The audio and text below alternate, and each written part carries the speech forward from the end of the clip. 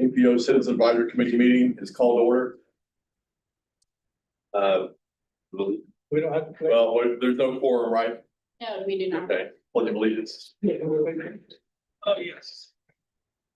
Pledge allegiance to the flag of the United States of America, and to the republic which stands one nation under God, indivisible, liberty and justice for all. Thank you.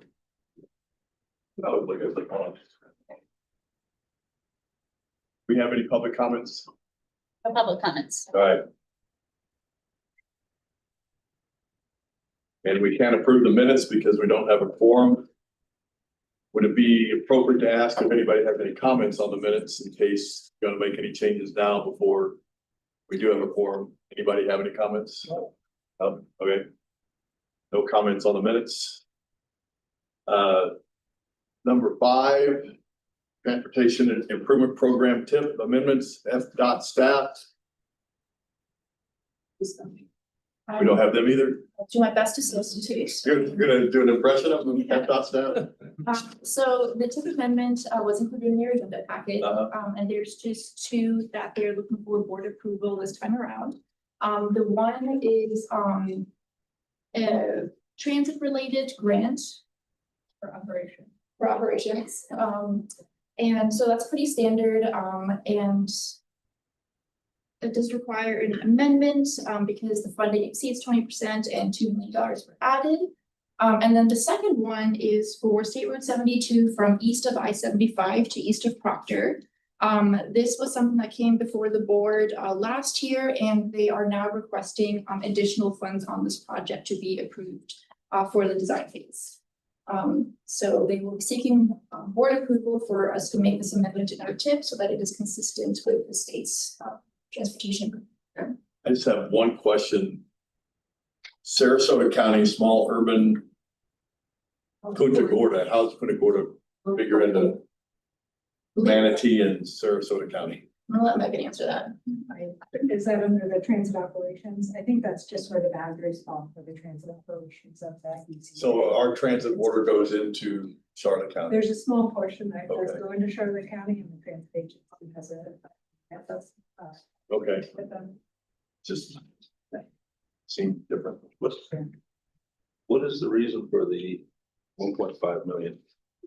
It's pretty substantial percentage of an increase. That was already. On the state was 72 points. I don't know the exact reason. There may have been a scope change as they entered the design phase, but we can ask the project manager for more information. I don't- Good to know. I mean, It's for engineering, right? yeah, it's for the design, and all of a sudden it goes, I get it from 3 million to 4.5 million. Yeah. Did you say that was a 50% second increase. additional request, second request for additional funding? The first request was to add funds to the project. So that was to put the project into the tip, and this is now an additional. This says it's a preliminary engineering phase, so it's not even. $4.5 million. I was gonna say, $4.5 million for one. Yeah. 1.5 miles. Yeah, that's just the It's design. amazing how That's actually not the design. more it's the things preliminary cost. engineering. So Construction. all the engineers in the group want to know how we get some of these contracts. Yeah, This is it is a widening project as well. So I imagine they may have had some surprises in the scoping of the project. But we'll reach out to the project manager and see if we can get some insights. Okay. And the guy's talking to Nina before the meeting. All these are gonna go before the board this month, so they'll go to the board about approval anyway, so it's not gonna mean a lot. But is there any way that our questions can be carried forward to the board Or at least that the board aware that we had questions on that topic? Sure. We can maybe ask that when FDOT presents if they can include a reason. Yeah, if they would please respond to that question when it goes over there. Welcome, sir. Sorry. Still doesn't give us a quorum. We're gonna keep moving on. We're up to item number 5 on the agenda.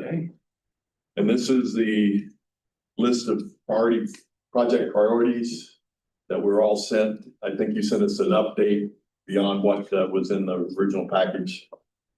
So Nina? Sure. So this came before this committee in January. And that the initial list was developed through applications submitted by the local agencies for funding requests through the MPO's prioritization process. So we developed this list in close coordination with all of the local agencies. Since the January meetings, we have been working with the jurisdictions to sort of fine tune the list, to make sure that there weren't any lingering applications, and then make any changes to project funding requests as needed. So what we're presenting here is sort of a final draft that we'll bring to the board for MPO adoption. What happens after that is that the MPO submits this list and all of the applications directly to FDOT. And then they will review this priority list as they start developing the next 5-year draft and end of work program. So as they start making decisions about what projects to fund, this list tells them these projects are eligible for the MPO's discretionary funds or other state or federal grant programs. So this is really the meat of what the MPO does as far as what FDOT gets, so that they know all the agencies in Sarasota and Manatee County have vetted their projects, they've ranked them, and these are the ones that should go forward. Exactly. And we try to make this list crystal clear to show which projects are already in the 5-year work program. And that's what you'll see on page 3. First 2 pages. Yep. So these projects are already in the work program. They are MPO priorities. And so we ask that first things first, they make sure that these continue with the work program and add any additional funds as needed. And when it says next phase, that is the next phase coming up, or what phase it's in right now? The next phase for which they're asking for. Okay. So the first 4 ask for construction, so they've already been all the way through the design phase, ED phase. Sure. Okay. Usually if a project is in construction, but it hasn't finished yet, I'll leave it as construction, just to So make sure. some of these may be more funding to finish the construction. And they've actually on the first page, Almost all done a of nice it. job of identifying what the different acronyms mean for phases of development. So I think it's helpful. Sure.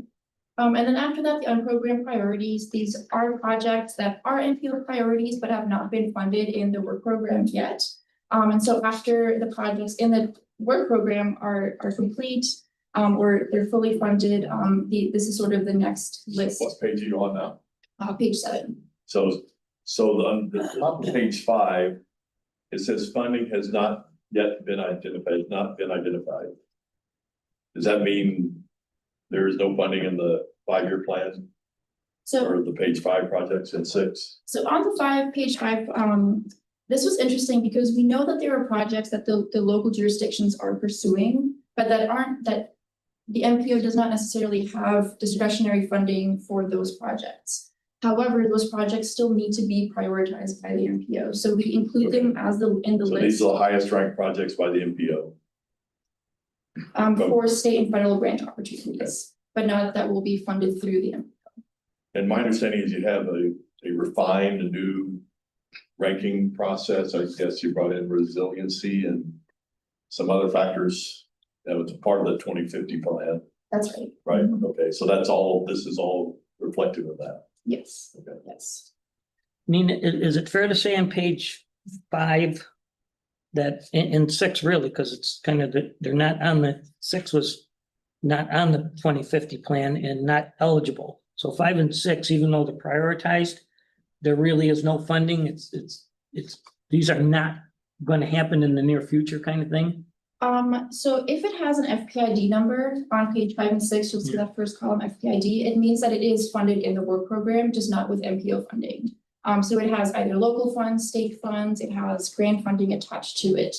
So we list this to help our jurisdictional partners out to say that these projects that our local agency partners would like to see these projects continue funding, but just not necessarily. Not MPO, okay. So Yeah. you're essentially telling FDOT, do State Route 72 from east of I-75 in Proctor before you do Fruitville Road from Lorraine to Morningside Boulevard.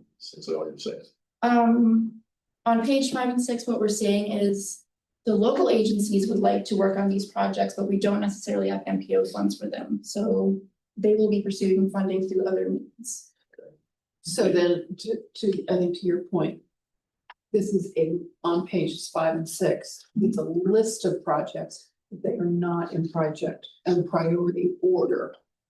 No, Because they're not in priority order because the different cities have them and they're gonna pull them out.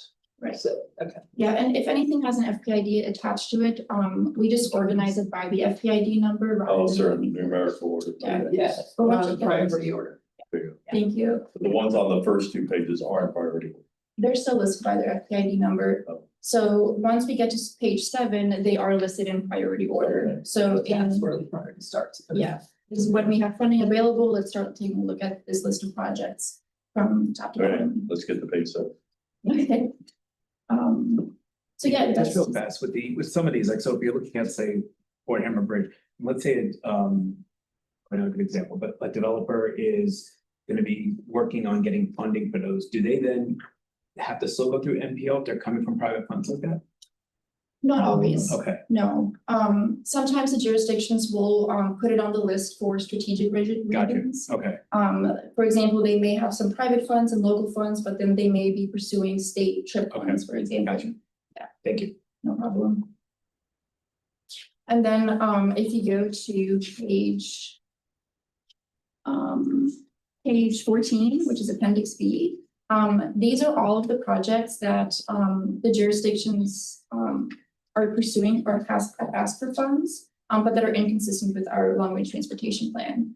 So they will not be considered for funding through the MPO, but we just list them for coordination purposes.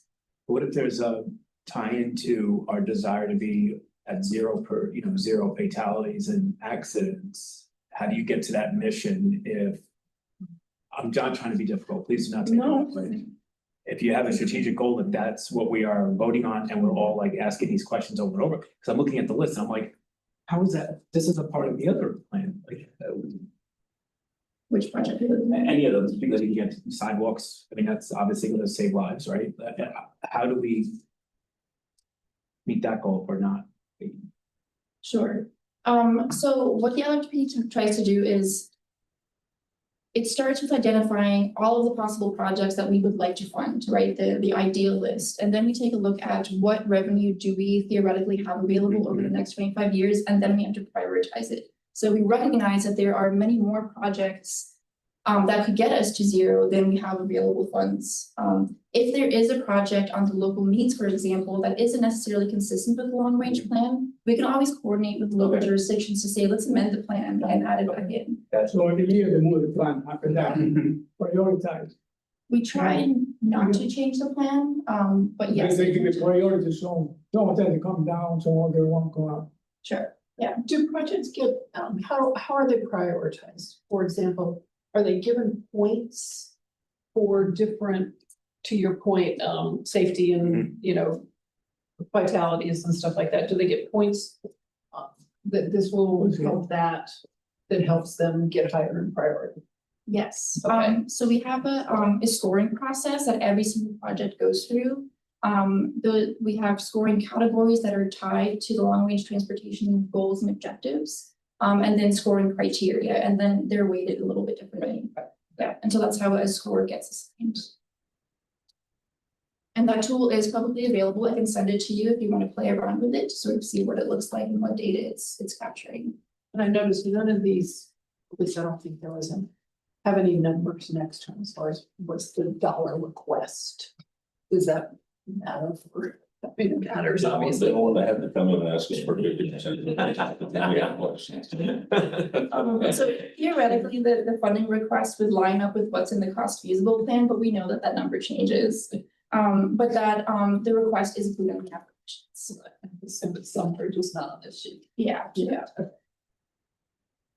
So one thing I was looking for, and it's in here, was the studies that we've been doing, for example, the Ed Smith planning study, that some of those projects got on these lists. Could you, like on page 10, there's a couple of there's one for the mobility study.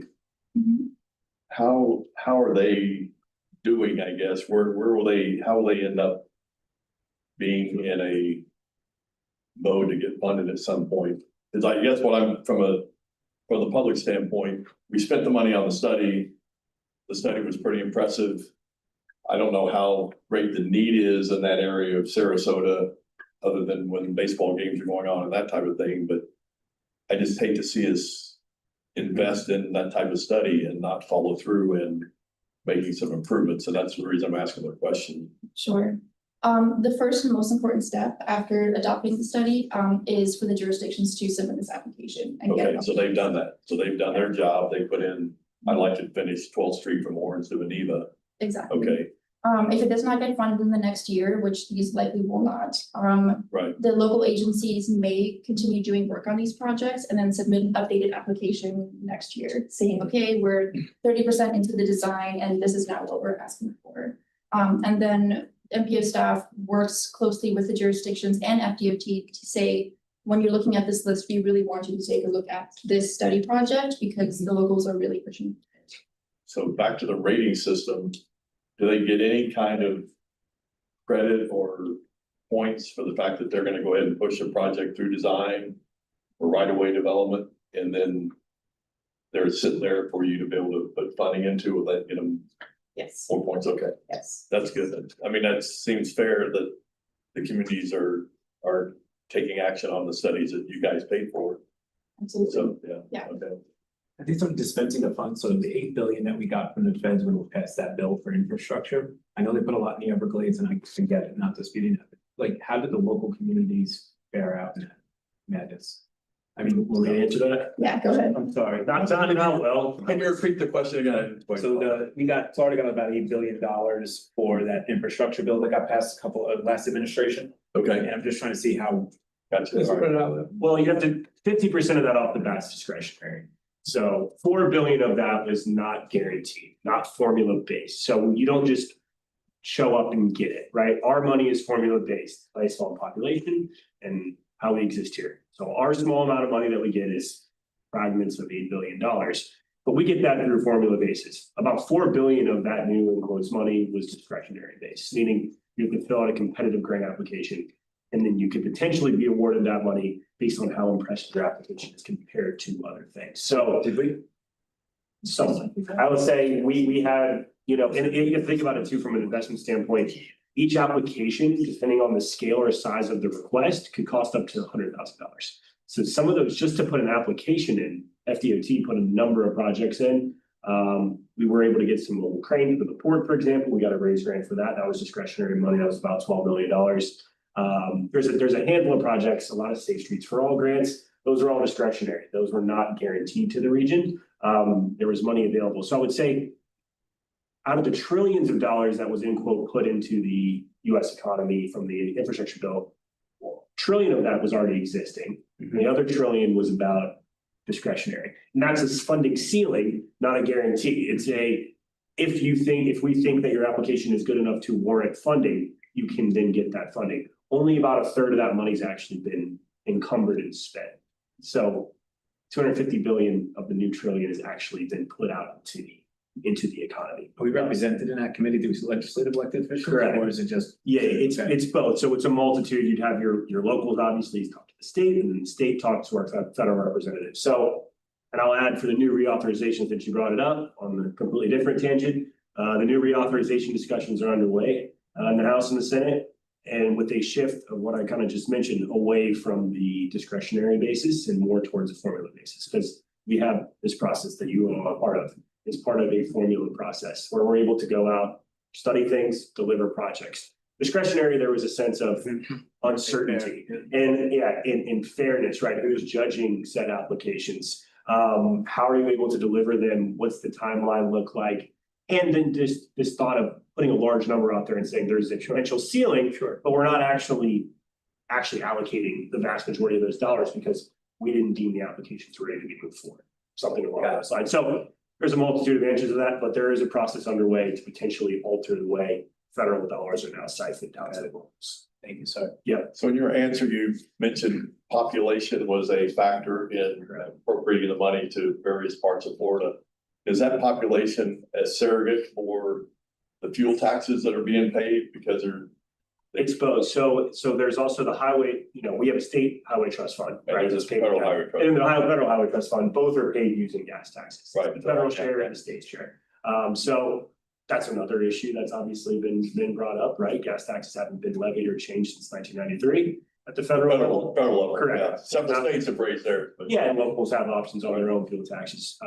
Federal level hasn't changed in 32 years. An increase in the fuel economy, increase in electric vehicles means a declining revenue source, right? So within the next decade, they've pretty much said that it will be insolvent in some format, whatever that means. They've been supplanting a lot of those losses using general revenue, obviously, wherever that in quotes comes from. But there will have to be a discussion. There's been a long-term discussion about user-based fees, obviously moving away from CAS taxes as the way to collect. Mileage. And correct, and offset some of that. But it's a congressional discussion. It's a tough. Yeah, that's a tough one and not a lot of political will to put yourself on the line. There's not much political will to raise fuel taxes. Correct.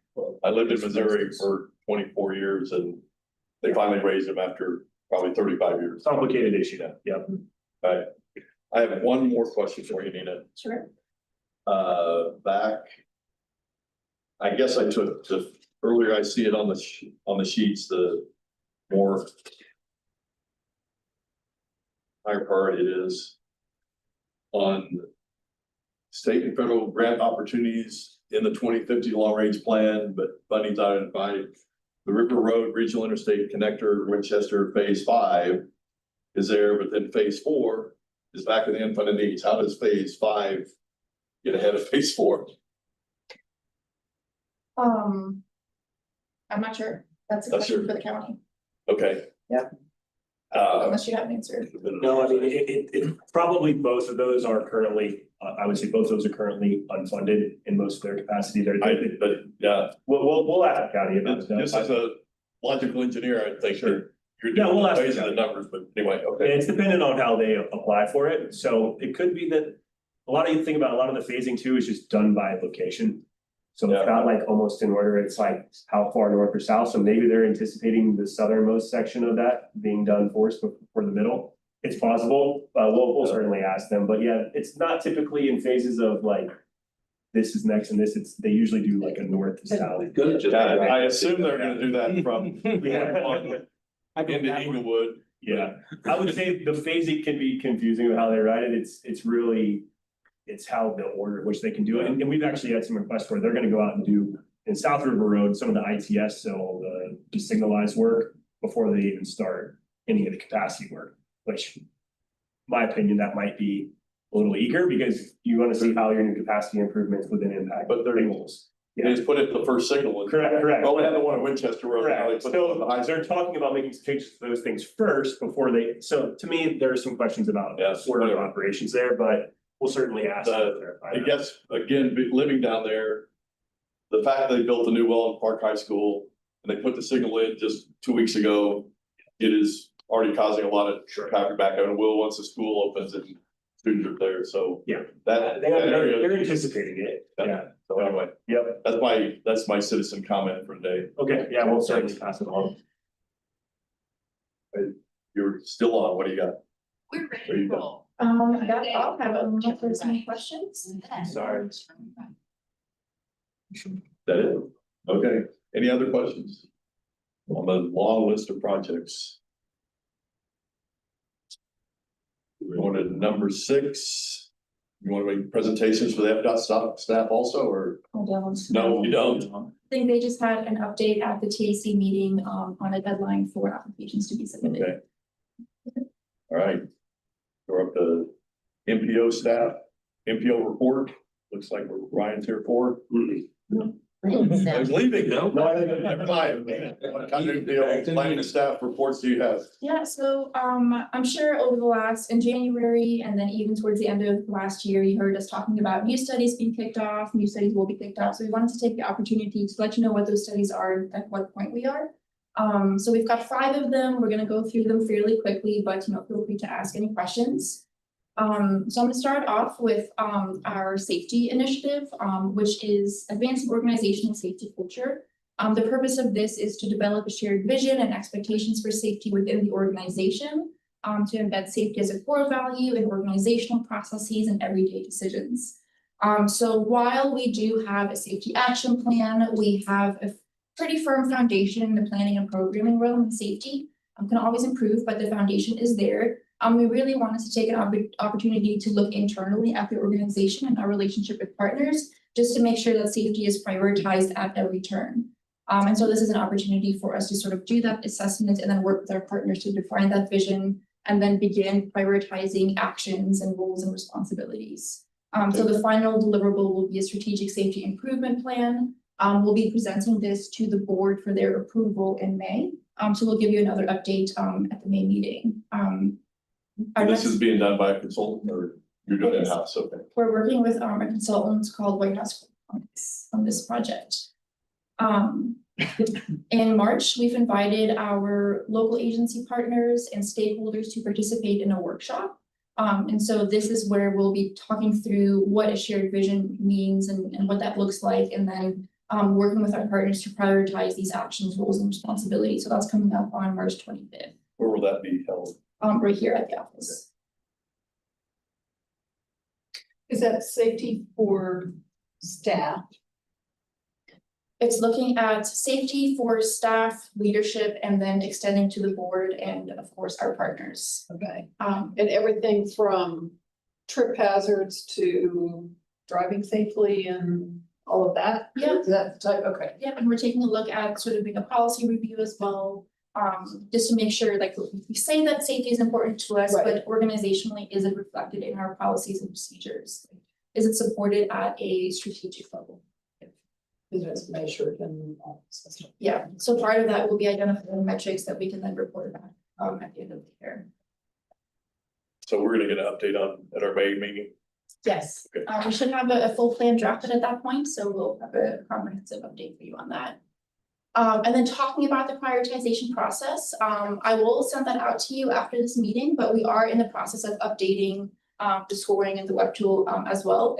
It is something that we do every few years, just because we know that goals and objective changes, our the data availability changes, and so we do our due diligence just to make sure that everything is as it should be. So we're working on that, and we should be wrapping that up by the end of the year. The next call for projects is usually in September, early October, so the update should be implemented at that point, and then we'll just be having consultant support through December. So right now, what we're doing is we're taking a look to see what our peer MPOs across the country are doing in terms of prioritization and scoring, to see are there any best practices, lessons learned that we can maybe incorporate in our process. We are going to interview our local agency partners who are involved in submitting applications to ask them what's working well, where are the sticking points, what are the challenges, so that we can make this update work for them as much as it works for us. Because the core of the prioritization process is we need strong applications that make sense to FBOT. So we'll be talking to FBOT too. So you're gonna finish this in December, but they're gonna submit their projects in September and October. Will they have any clues on what the change in the prioritization process might be? Absolutely. So when they put theirs in, okay, Yeah, so the project timeline is up to December, but we'll hang on to our consultants for the last couple of months so that they can just work through us if any wrenches get thrown into the project process. and to me, this seems like something that our committee would like to have some input on. Again, safety, whatever else that members might have. Sure, So when's our first chance to see a draft or sure. to give you our comments? So at the end of May, or early June, we're gonna have our technical advisory committee here to discuss the scoring criteria, the weights and the network designations. And then once we've sort of reviewed the recommendations, we'll bring it back to both committees for further discussion before it is formally implemented. So that'll probably happen after the summer. So the September, October timeframe. We're hoping to provide updates like this at every committee meeting, even if it's just very high level. And so if you have any suggestions, you can just throw them at us at any time. Thank you. Sure. And I'll hand it over to Nick for the freight update. Regional freight analysis. Hello, good evening, the Sarasota Management MPO. So just checking in and sharing where we're at with the regional freight analysis. The regional freight analysis seeks to do a couple of things. First of which is to kind of look at the region and identify the freight network, freight activity centers, like where freight is originating, where it's going, and to work at mobility and come up with a list of projects that will improve freight in the region. So that leads into the final deliverables. At the end of the study, we're looking to get a full comprehensive report, including all of those. Some of those could be the inventory of freight infrastructure and the activity centers and project recommendations. And this is a bit of a longer study. We're looking at ending in March 2027, which sounds a long way off, but it's gonna be here before I know it, sure. Currently, what we're doing is, obviously, you have to inventory the existing freight infrastructure before we get into recommendations and modeling some improvements. So we're currently doing that. Specifically, we're looking at emerging freight activity centers, like looking at industrial land uses, and then looking at truck traffic, as well as truck parking. And then the next milestone is taking those activity centers and doing more of a deep dive, looking at first and last mile connectivity, as well as what kind of freight is being moved through there or originating there. So, you have a question? When you're doing this analysis, are you talking to the freight companies?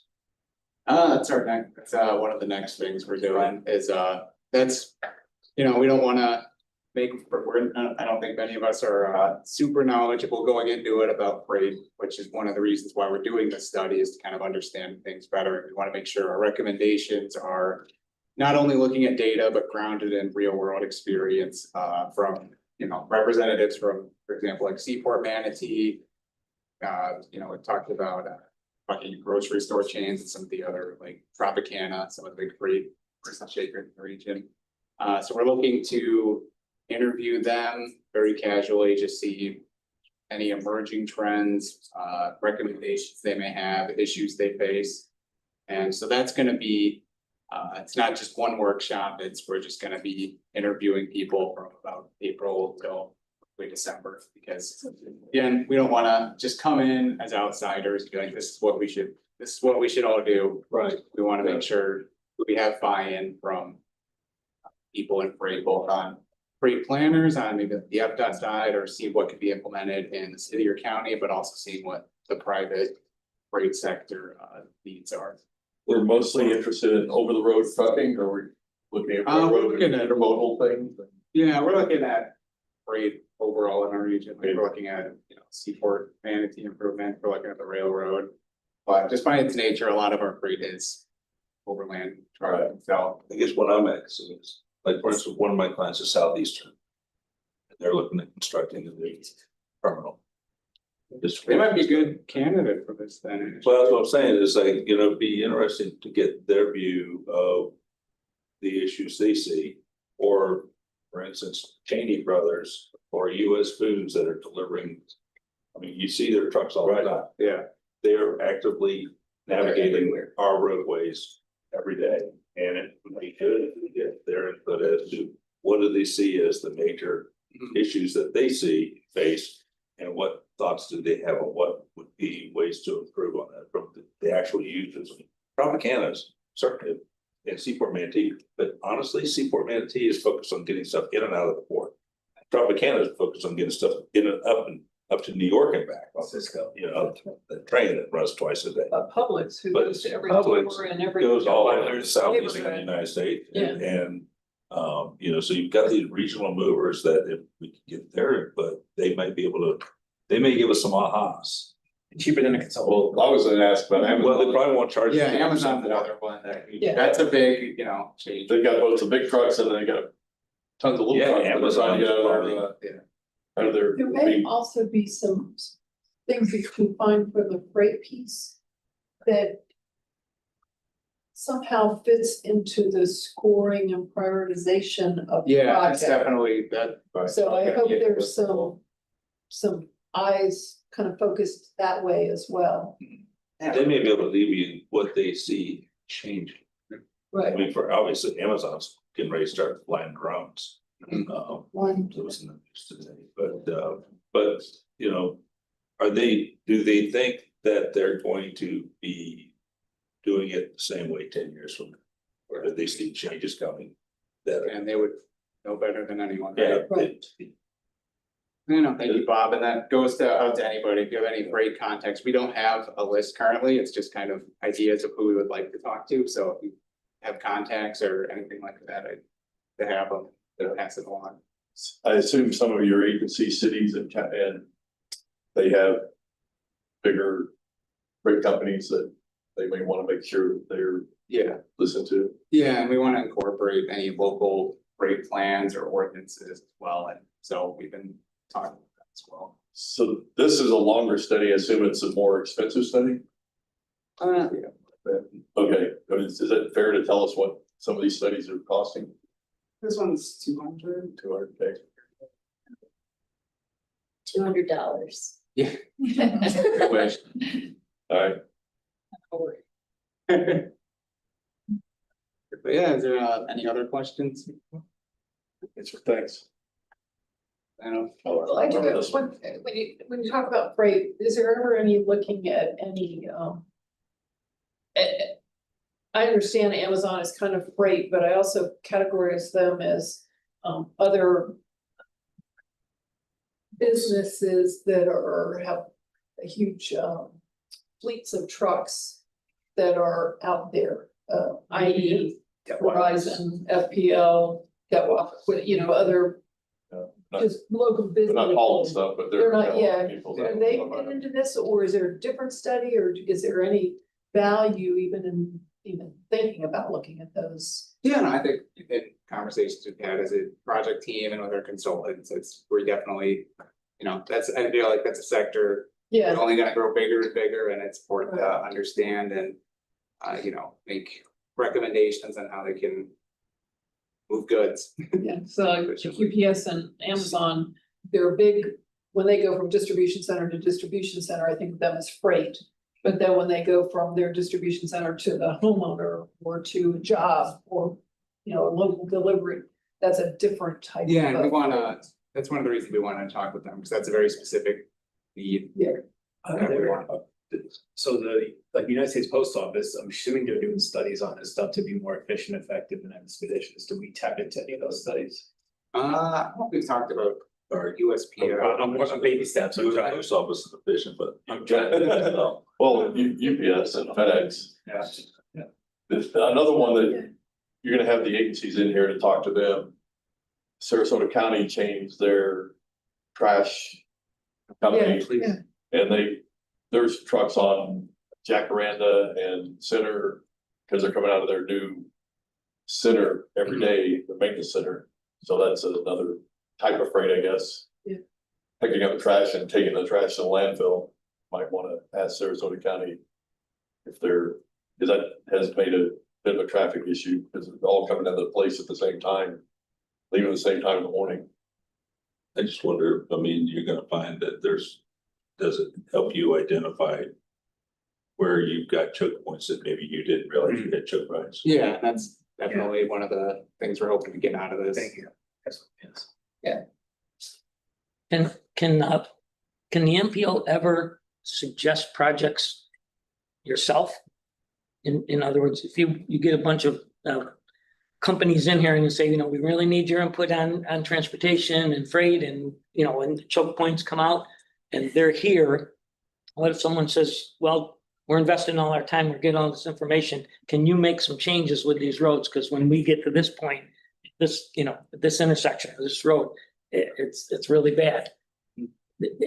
Have you ever, is it possible for MPO to recognize a problem and then acknowledge it with that a would go project, into or you the- have to go through municipalities? I think it would end up being on the priority project list and go through that process. But you guys can put one on.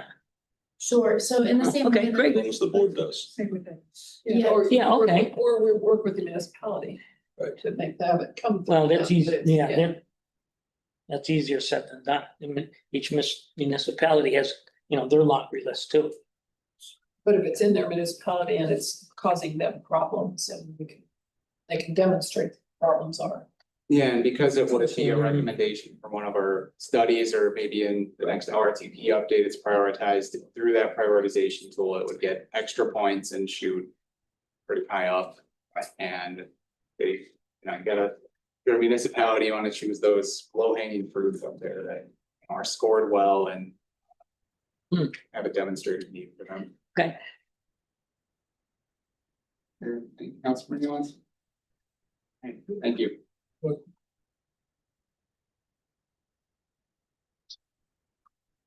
I'm Jane, I'm the project manager for those two studies. One is watershed consent analysis. So this project is mainly to identify and assess the transportation structure within our region, which is vulnerable to storm surge and flooding. This is to support the resilient and reliable transportation infrastructure and reduce risk along with our regional partners. Right now, we are at a stage of doing data collection and review the original flooding models. The next milestone is we're going to do a very comprehensive transportation asset analysis. The final deliverable is gonna be a resiliency dashboard along with a final report. And the timeline that we project at the moment is that we kick off the project from January 2026, and we expect them to finish January 2027. So with regards to the engagement, we have already kicked off our stakeholders interviews last week. Our consultants been interviewing our partners from departments like environmental resiliency, stormwater, who deals with the flooding issues, and they have been working with them to identify the regional needs and check out what to prioritize to advance our resiliency. And next stage, so we expect at the end of April or early May, we'll start to do the the public engagement, which is to interview a wider range of group within our community. And we'll keep you updated in our next committee meeting, which is May 11th. Sure, the study. Who are the stakeholders? So we have stakeholders who are our partners from, say, Sarasota County or Manatee County or City of Sarasota. Those departments. We also have the community for our stakeholders, which will conduct the interview later on the stage.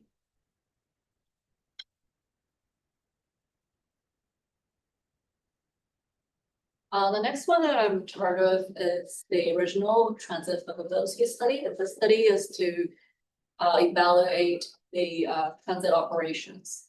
The transit options such as expanding the taxi and ferry service and improve the transit services.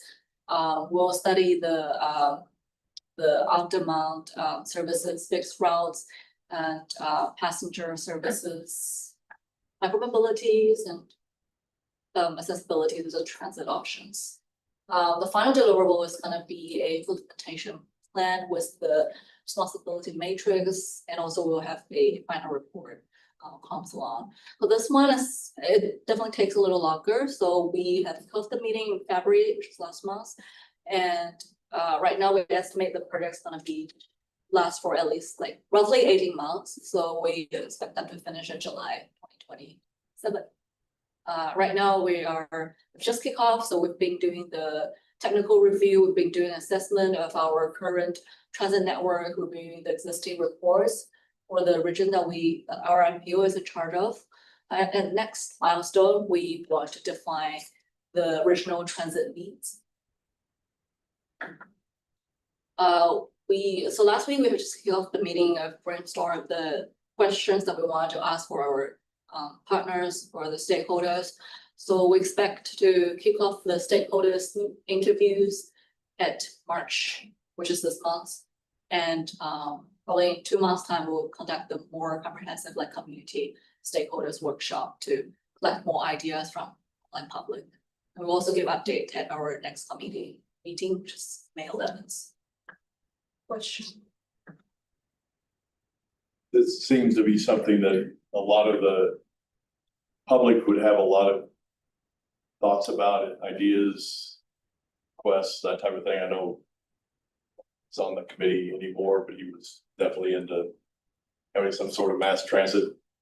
I know in some other places I've lived, they just found existing rail lines and put passenger trains, small on them to go just 5 or 10 miles to transport people. So I don't know if that's being part of this study to look at where there are any rail lines that aren't in use, and is the feasibility, it says feasibility study, so how feasible is it to have any kind of train to the airport or that type of thing?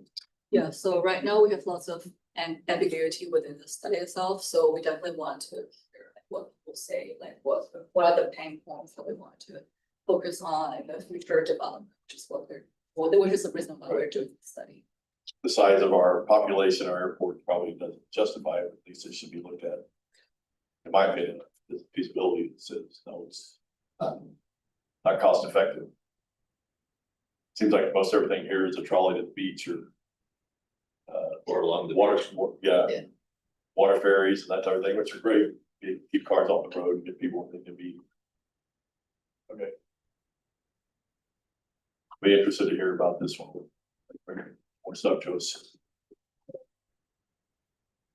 Is that it? That's it. All right, Yes. so, looks like one more item on the agenda, the MPO report on the draft joint transportation regional incentive program Yes. project party list. So this is also something that comes to the committee, every year. This list is developed through the prioritization process with the jurisdictions. And so what Transportational Regional Incentive Program is it is a funding program through FDOT. And so so District 1 and FDOT gets a bundle of funds to implement this program. The Sarasota Manatee region over the course of 5 years can expect maybe 10 million. So it is a very small bucket of funding for what really are larger projects. But what state statute says is that we are required to coordinate with our partners. So Charlotte County Punta Gorda MPO as well as Polk TPO to develop these regionally significant transportation projects. So the CHIP program will basically fund major regional corridors, roadway improvements, or public transit that supports this strategic intermodal system, and that also supports freight and economic development or competitiveness. So these projects have been submitted by the jurisdictions through the prioritization process. It is a requirement of this funding program that it be consistent with the MPO's long-range transportation plan and prioritized by the MPO. And so that's why it comes to this committee and comes to before the board for approval as well. So at this point, this is a draft list. It'll come back to this committee in May, and then we'll take it to the board in May as well for a final adoption. After that, the jurisdictions are then able to pursue CHIP funding as a potential funding source. I will note that while the Charlotte County Punta Gorda joint list is fairly final, I don't anticipate many changes. Polk TPO is on a different schedule than we are, so their project may change the next time you see it. But the order in which the counties are listed will not change, so it'll continue to be Sarasota, Polk, Manatee. So I just wanted to sort of. And these are ranked from 1 to. They are. Okay. Yeah. I was at an MPO board meeting that had the joint group there, and they mentioned a proposed interchange on I-75 between River Road and Toledo Blade. Is that something from this list that got dropped from this list? That's. The proposed interchange is a very, very, very long-term project. So it's certainly 25 years out, I'd say. Okay. So it's a little too early for it to appear. I got you. But the kinds of projects that would support the future interchange could be added to this list in the future. Thank you. That's all I got. Any other questions from the board members? I do. Let's go once around the table. Thanks for. Okay. Patricia, yeah, you have anything for us? First of all, I'm sorry, I was late. My GPS, I don't even want to talk about where it sent me. I hear you, yeah. But I did leave early to make it here on time. One thing, if you're making a video, I was at a grocery store parking lot yesterday. There was a one person a pedestrian that looked when they crossed in front of cars to get from the store to their car. Not one, they just walked out, they were on the phones or whatever. And I've seen that at so many intersections. Maybe we could do a video, reminding people, hey, your mom taught you to look both ways before you cross the street. Maybe it would help bring down the injuries because people don't look, the cars don't look. That's a I good think- suggestion. Yeah, I think I just watched a couple of your videos. You had some videos on crosswalk safety and that type of thing, which is more for roads and that type of thing for parking lots, yeah. Yeah, man walking. He looks both ways in the videos, but Yeah, more emphasis on it yeah, there you go. in some of our districts. How can the MPO get more visibility of those videos? Has anybody like looked into them? that?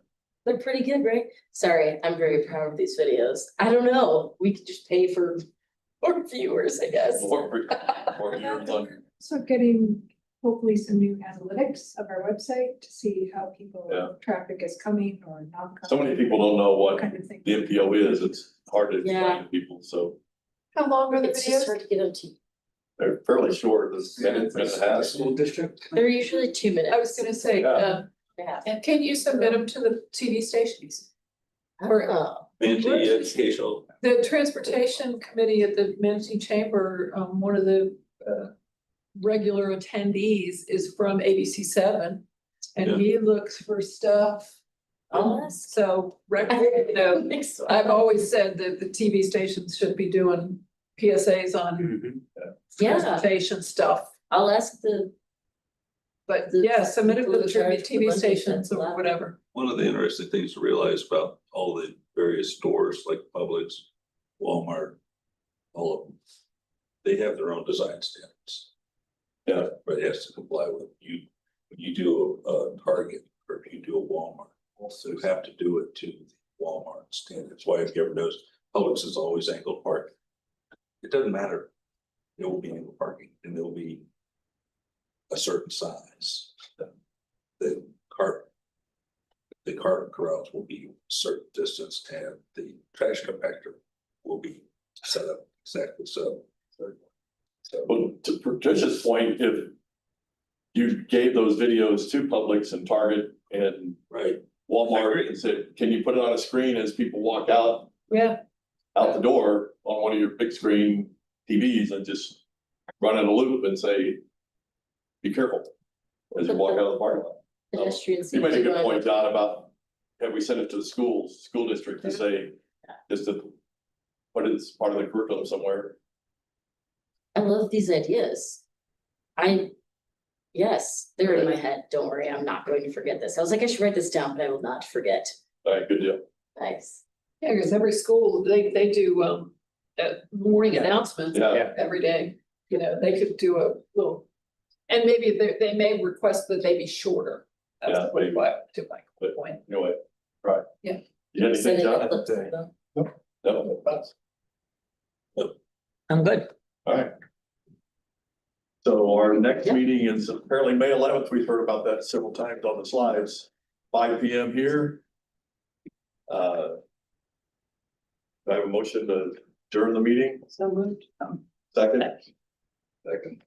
Yes. Meeting, or trying to decide if we can take this. Don't need a motion. Yeah, I don't vote against, I didn't think I had a vote to public.